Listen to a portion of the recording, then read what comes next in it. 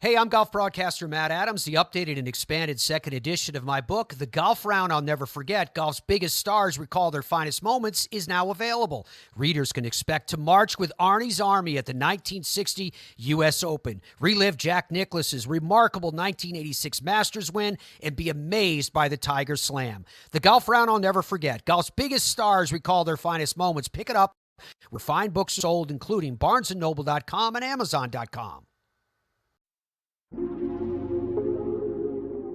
Thrive Suite Productions. And welcome to another edition of This Day in Sports History.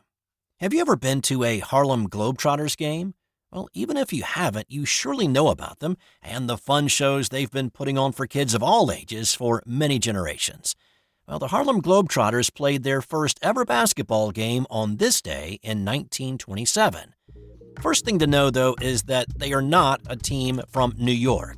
Chicago's Abe Saperstein took over as coach of a group of black Chicago players who had previously played for a team known as the Savoy Big Five. Black players were not allowed to play in a professional basketball league at the time and wouldn't for another 23 years. To better market the team, Saperstein made the decision to name them after the famous black neighborhood in New York and even sewed New York on the team's red, white, and blue jerseys. And the group became a barnstorming team that would travel around in the Midwest playing games. On this night, they traveled the 50 miles from Chicago to Hinckley, Illinois. They lost on this night, but over a 117-game schedule that year, they won 101 of them against a variety of competition. Now, this was not the entertaining group that you see now. They weren't doing the crazy dribbling and doing the bucket of confetti or clowning around with the ref. This was a team that got paid to play basketball and to play to win. The reported pay for this night was $75, and that's not per player. That's $75 total for the 5 players.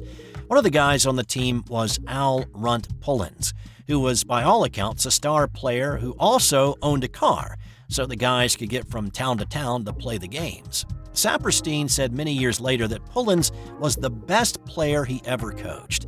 By 1936, they were playing upwards of 1,000 games a year, and it wasn't until 1939 that the Harlem Globetrotters that you know today started to take shape.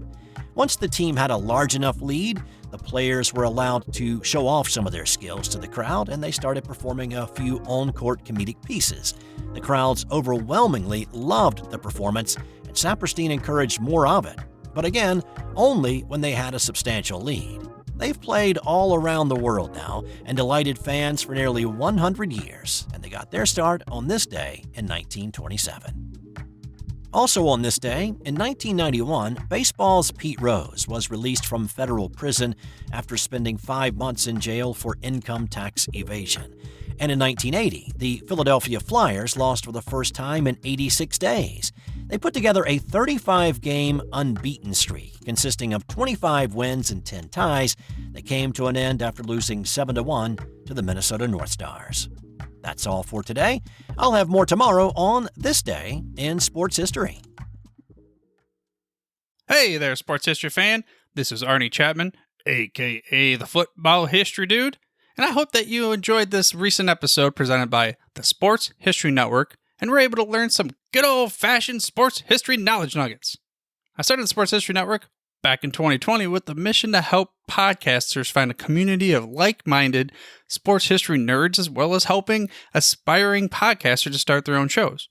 We have a little bit over 30 shows on the network right now covering all sorts of sports history, but as far as I'm concerned, we're just at the toothpick in the ocean moment, that can't even figure it out because there's so much more coming.